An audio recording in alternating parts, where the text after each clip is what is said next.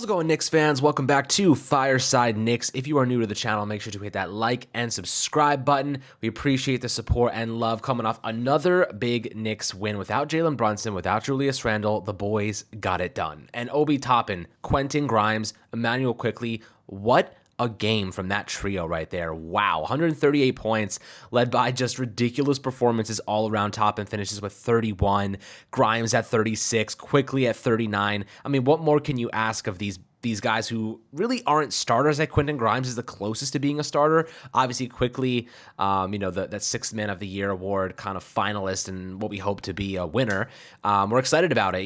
Yesterday, the rebounds were plentiful. We got Mitchell Robinson with 16, Josh Hart with 12, 7 assists. Hart has been such a monster, man. Well, he only had 6 points, right? But the impact this man had, he had the highest plus minus at 31 on the entire team. The 12 rebounds, 5 offensive ones, and then the 7 assists and 4 steals. Ridiculous. Mitchell Robinson backs it up with 7 blocks. I mean, come on. This team was freaking rolling, and you can see the chemistry and the momentum these guys have. If this continues into the postseason, they're going to be dangerous. I'm just hoping that Julius Randle doesn't come back and kind of mess up that chemistry, mess up that flow. He has a tendency to slow things down because he wants the ball a lot, and when he's on his game, very good. But when he's frustrated, he's more of a liability than he is an asset. So definitely curious to hear your thoughts on that. We also want to talk about Mark Cuban as a bold take on why they lost Jalen Brunson to the Knicks. Now, Jalen Brunson, obviously, we talked about in 2 episodes ago, and all that he's brought to this team, just tremendous value from every category. He's been awesome to see, and he's a godsend from the basketball gods to the Knicks. And the Cavs are now reflecting on the bad choice they made, letting him walk. But Mark Cuban doesn't think it was in their hands. We're going to talk about that in a second. But Ryan, give me your reaction from yesterday's game. I assure everyone that Ryan enjoyed it as much as we all did. Yeah, when you have 3 guys score 30 points for the first time since 1979, that's obviously you having a great night. And Brunson didn't play, Randall didn't play, Barrett didn't play, I believe. So it was all the young guys. It was Toppin, it was Grimes, and it was Quickley. I mean, those 3 guys were exquisite, right? Especially coming into the postseason when, a lot of the conversation around the Knicks is, what are they outside of Brunson and Randall in the postseason?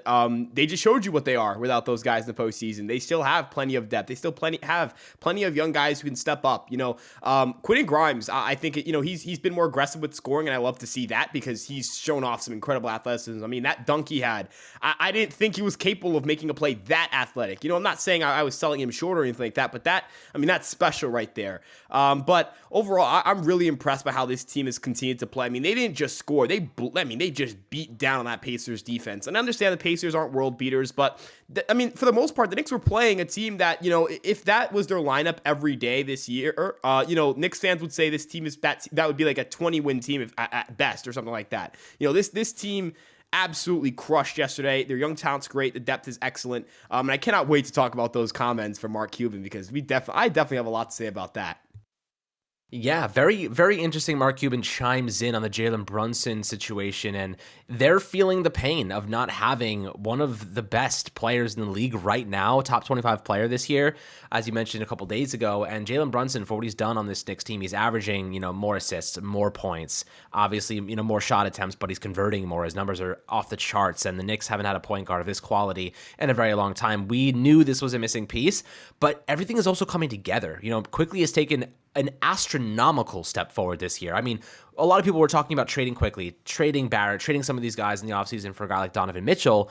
They elected not to do that, and really good decision now. Although I will say RJ Barrett has had a pretty inconsistent up and down year, probably has been more of a net negative than a net positive, but you see some of these other guys stepping in. Now there's an argument to make that, like, when RJ Barrett does return, what is his role? Do you disrupt the flow of this team? I think that's another segment that we will have to have on a future episode. Maybe we'll discuss that tomorrow. What is RJ Barrett's role when he's back, when he's in this irregular lineup, and should he be losing minutes to some of these guys who are just outperforming him?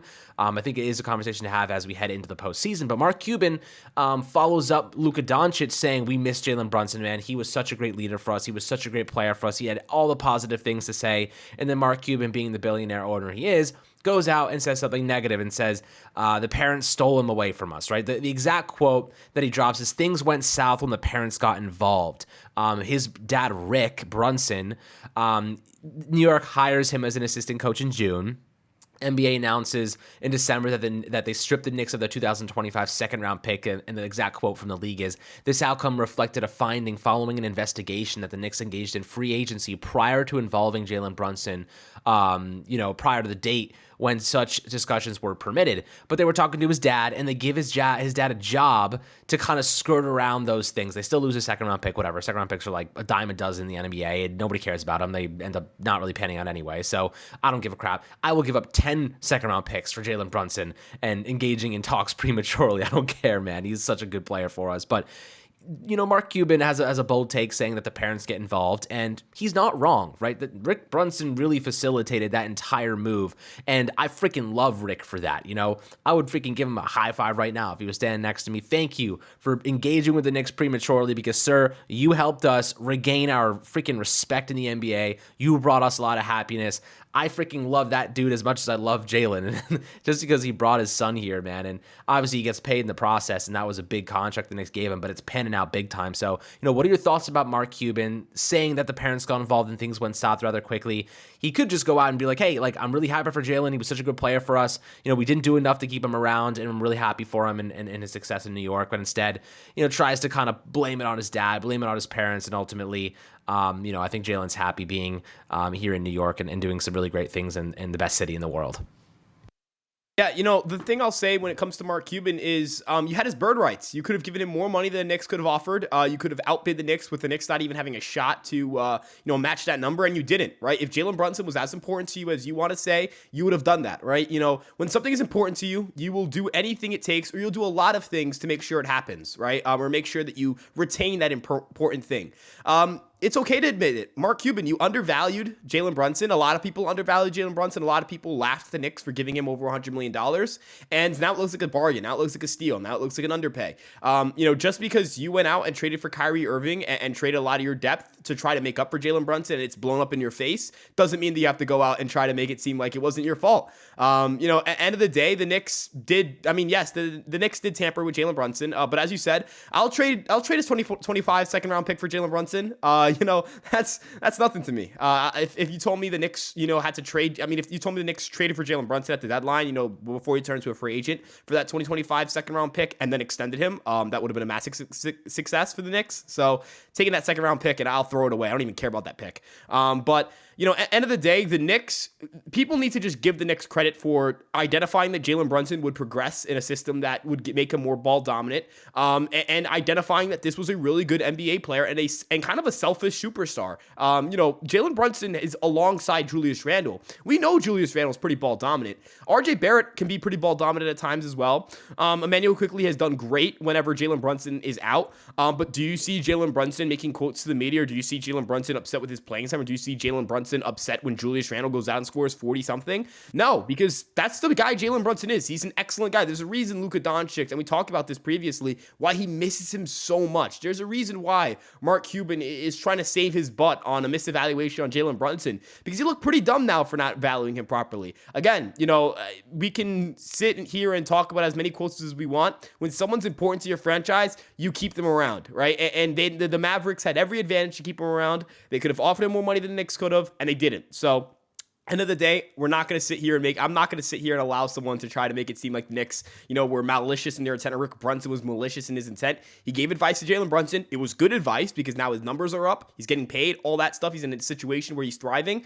That it is what it is. The Mavs just misevaluated him, and I think it's pretty funny that they refuse to admit that.